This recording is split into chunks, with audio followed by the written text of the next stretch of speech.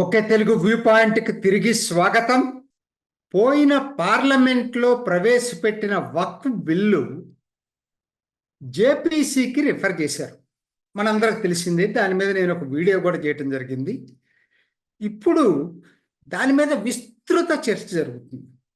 ఇప్పటికే joint parliamentary committee 2 సార్లు సమావేశమైంది. హాట్గా జరిగింది. బీజేపీ ఒకవైపు, మిగతా పార్టీలన్నీ ఒకవైపుగా జరిగింది. వాళ్ళు జేపీసీ సజెషన్స్ కూడా అడిగింది ప్రజల్ని పోర్టల్లో. దానికి పోటీ పడి ముస్లిం సంస్థలు, హిందూ సంస్థలు ఎవరికి వాళ్ళు మొబిలైజ్ చేసి లక్షలాది సజెషన్స్ జేపీసీకి పంపించారు. నా దృష్టిలో అది మొబిలైజ్డ్ కాబట్టి దాని గురించి నేను పెద్ద ఇది అనుకోవట్లేదు. ఇప్పుడు వచ్చే వారం 18, 19, 20వ తేదీల్లో జాయింట్ పార్లమెంటరీ కమిటీ సమావేశం జరుగుతుంది. అంటే ఇది కేవలం ఆ జేపీసీ మెంబర్ సమావేశం కాదు, పబ్లిక్ దగ్గర నుంచి తీసుకోవటానికి. 18వ తేదీ మైనారిటీ అఫైర్స్ మినిస్ట్రీతోటే కూర్చుంటుంది. 19 experts opinions, stakeholders experts opinions తీసుకుంటుంది. ఆ తీసుకునే దాంట్లో పెద్ద పెద్ద, ఇప్పుడు ఉదాహరణకి Faizan Mustafa, professor Faizan Mustafa, vice chancellor Chaitanya law university, national law university Patna, ఆయన్ని పిలిచారు. పస్మండా ముస్లిం మహాస్ ఆయన్ని పిలిచారు. All India Muslim personal law బోర్డుని పిలిచారు. అట్లనే 20వ తేదీ మీకు all India Sajjada Nasheen council అజ్మీర్ని పిలిచారు. ముస్లిం రాష్ట్రీయ మంచి, భారత్ ఫస్ట్ ఢిల్లీ, ఇట్లా రకరకాలుగా వస్తూ ఉన్నాయి. సో మొత్తం మీద ఏంటంటే ఇది ఒక పెద్ద చర్చకు దారితీసింది.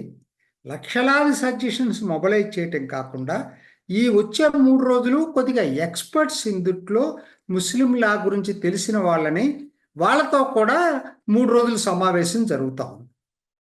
అంటే అతి త్వరలో నాకు తెలిసి మొత్తం నివేదిక తయారు చేసి వచ్చే పార్లమెంట్ సెషన్ లోపలే నివేదికను ఇచ్చే అవకాశాలు కూడా ఉన్నాయి. చాలా senior parliament member Jagdambika Pal దానికి చైర్మన్గా ఉన్నాడు. ఈ లోపల ఒక ఆసక్తికర సర్వే బయటకు వచ్చింది. ఈ సర్వే, దీని పేరు local circles. Sachin Tapadia, co-founder and CEO of local circles దీన్ని కండక్ట్ చేశాడు. Public pulse on Waqf bill. ఈ సర్వే పేరు public pulse on Waqf bill. 47,149 మంది దగ్గర నుంచి ఈ సర్వే సేకరించడం జరిగిందండి. ఇందులో 388 జిల్లాల నుంచి. ఇందులో హిందువులు 34,540, ముస్లిమ్స్ 7,213, క్రిస్టియన్స్ 1,508, ఏ రిలీజియన్ చెప్పపోయిన వాళ్ళు 3,087, అసలు గుర్తించడానికి వీల్లేని వాళ్ళు 810, వాళ్ళ ఐడెంటిటీ గుర్తించడానికి వీల్లేని వాళ్ళు 801, మొత్తం 47,149. పురుషులు 69, స్త్రీలు 31. టైర్ 1 సిటీస్లో 43%, టైర్ 2 సిటీస్లో 26%, మిగతా ప్రాంతాల్లో 31%. ఆశ్చర్యకరం ఏంటంటే ఇంత విస్తృతంగా జరిగినటువంటి సర్వేలో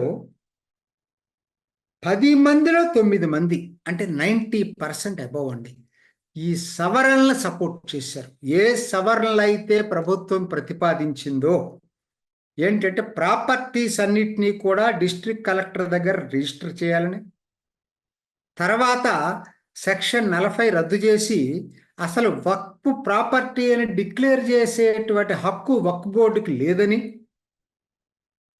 అలానే ఉమెన్కి దీంట్లో ప్రాతినిధ్యం ఇవ్వాలని, మిగతా వాళ్ళకి separate boards, Bohra Muslims, Afghanistan Muslims ఇద్దరికి కూడా ఇవ్వాలనేది, ఇవన్నీ కూడా దీనికి మొత్తం సపోర్ట్ చేయటం జరిగింది. 90% పైగా సపోర్ట్ చేశారండి. 3 అంశాల మీద కొంచెం అటు ఇటు తేడా, 9 పైనే, 96 నుంచి 91 నుంచి 96%గా 3 అంశాల మీద జరిగినాయి. ఏ 3 అంశాలు? To make working of Waqf boards more transparent, పారదర్శకంగా వక్ఫ్ బోర్డు పరిపాలన ఉండాలా వద్దా అని అడిగితే 91% ఉండాలని కోరుకున్నారు. ఒక్క 8% వద్దనుకున్నారు. ఒకటి ఎటువంటి రెస్పాన్స్ ఇవ్వాల. వక్ఫ్ బోర్డ్స్ మ్యాండేటరీగా రిజిస్ట్రేషన్ జరగాలా వద్దా డిస్ట్రిక్ట్ కలెక్టర్ దగ్గర అంటే 96% జరగాలని కోరుకున్నారు. 4% వద్దన్నారు. Disputes of properties by Waqf tribunal or civil courts, ఏదైతే బెటర్, ప్రాపర్టీ వివాదాలని వక్ఫ్ ట్రిబ్యునల్స్ పరిష్కరించాలా లేకపోతే city civil court, municipal courts, తర్వాత హైకోర్టు, సుప్రీంకోర్టు ఇవి పరిష్కరించాలంటే 93 సివిల్ కోర్ట్సే పరిష్కరించాలని చెప్పారు. 6% ట్రిబ్యునల్స్ చేయాలని చెప్పారు. ఇదండి పరిస్థితి. ఇప్పుడు చెప్పండి, అంటే జనము ఆ సజెషన్స్ లక్షల్లో వచ్చి మొబిలైజ్ చేస్తున్నాయి. ఇది సర్వే. ఈ సర్వేలో జనంలో, ఎందుకంటే ఎవరు కూడా అసలు ఎంత దారుణం అంటే ఆ ప్రాపర్టీసు దాదాపుగా 30 వక్ఫ్ బోర్డులు ఉన్నాయి. 200 కోట్ల రూపాయల ఆదాయం అండి. 8.5 లక్షల కోట్ల ప్రాపర్టీస్కి 200 కోట్ల రూపాయల ఆదాయం వస్తుందంటే ఏం జరుగుతుంది ఇక్కడ? అందుకనే ప్రతి వాళ్ళు కూడా కావాలని కోరుకుంటున్నారు. దీంట్లో మతాన్ని తీసుకొచ్చి జోడిస్తున్నారు కొంతమంది. ఇందుట్లో మతమేమి, ఇది ఖురాన్లో ఎక్కడ చెప్పలేదు వక్ఫ్ బోర్డు. కొన్ని ముస్లిం దేశాల్లో వక్ఫ్ ప్రాపర్టీ యాక్ట్లే లేవు.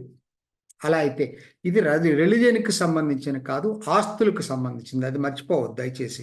ఎవరో కొద్దిమంది దీన్ని కంట్రోల్ చేసి స్వార్థం కోసం నడుపుతున్న దానికి వ్యతిరేకంగా ట్రాన్స్పరెంట్గా ఉండాలని ఎక్కువ మంది కోరుకుంటున్నారు. మొత్తం మీద ఏంటంటే ఈ బిల్లు అమిత ఆసక్తిని రేపింది మొత్తం దేశంలో. ఈవెన్ మన ఆర్కియలాజికల్ సర్వే ఆఫ్ ఇండియా కూడా సాక్ష్యం ఇచ్చింది. ఏంటంటే గవర్నమెంట్ ఆఫ్ ఇండియా ప్రాపర్టీస్ తర్వాత వక్ఫ్ బోర్డు క్లెయిమ్ చేసిందని చెప్పి. తెలుసు కదా, తిరుచిరాపల్లి ఒక గ్రామం 1500 సంవత్సరాల క్రితం ఉన్నటువంటి దేవాలయాన్ని అసలు వక్ఫ్ బోర్డు వచ్చిందే ఇటీవల. కానీ అది అసలు ముస్లిమ్స్ ఈ దేశానికి వచ్చింది దానికి అంతకన్నా తర్వాత. కానీ వాళ్ళు అప్పుడు మాది అది వక్ఫ్ ప్రాపర్టీ అని క్లెయిమ్ చేశారు. వీటన్నిటికీ ఈవెన్ తెలంగాణ వక్ఫ్ బోర్డు కూడా అయితే వీళ్ళందరూ ఏంటంటే జగత్ ఫౌండేషను, తెలంగాణ వక్ఫ్ బోర్డు మార్పులు జరగకూడదని కోరుకున్నారు. అది స్టేజ్ మేనేజర్, అందరికి తెలిసిందే అదంతా కూడా. సో మొత్తం మీద ఏంటంటే ఇది అసలు ఎంత ఆసక్తిని రేపించిందంటే, ఒకవైపు అంటే తెలియక ముస్లిమ్స్ని, సామాన్య ముస్లిమ్స్, అమాయక ముస్లింని మతం పేరుతో రెచ్చగొట్టి ఈ ముల్లాలు, ఈ వెస్టర్న్ ఇంట్రెస్ట్ ఎవరికైతే ఉందో ఈ ఆస్తుల మీద వాళ్ళు రెచ్చగొట్టి పంపిస్తున్నారు సజెషన్స్. నిజానికి ఓపెన్ మైండ్తో ఆలోచిస్తే ఎవరు కూడా ఇది అసలు మతానికి సంబంధించింది కాదు. అది తేటతెల్లిని చేసిన రోజు ఎక్కువ మంది కూడా ట్రాన్స్పరెన్సీ ఉండాలని కోరుకుంటారు. కానీ ట్రాన్స్పరెన్సీ వద్దు, ఆ కొద్ది మంది వ్యక్తుల చేతుల్లోనే ఇది మొత్తం ఉండాలని ఎవరు కోరుకోరు. చూద్దాం ఎలా జరుగుతుందో. ఇంకా 3 రోజులు అయిపోయిన తర్వాత మళ్ళీ నివేదిక ఇవ్వడానికి మధ్యలో ఇంకా ఏముంటాయో సమావేశాలు మనకు తెలియదు. మొత్తం మీద మాత్రం దేశం మొత్తం మీద చర్చ అయితే జరుగుతుంది దీని మీద. ఇది ఈనాటి ఓకే తెలుగు వ్యూ పాయింట్. మరొక ఎపిసోడ్లో మళ్ళీ కలుసుకుందాం. నమస్తే. మీ అభిప్రాయాన్ని కూడా కామెంట్ బాక్స్లో తెలియజేస్తూ ఇలాంటి ఇంట్రెస్టింగ్ అప్డేట్స్ కోసం మా ఛానల్ని సబ్స్క్రైబ్ చేసుకోండి.